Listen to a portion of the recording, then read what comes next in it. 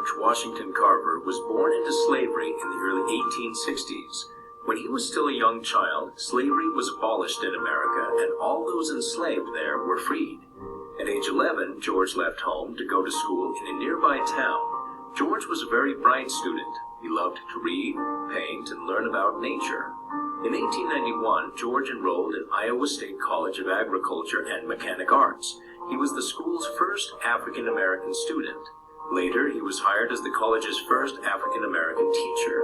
He joined the faculty of the Tuskegee Institute in Alabama in 1896 and became known for his research and teaching.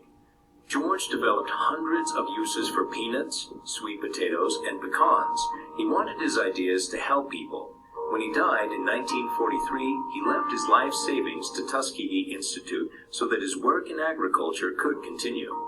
George Washington Carver didn't just change the way people used peanuts, he changed the way people lived in the 20th century.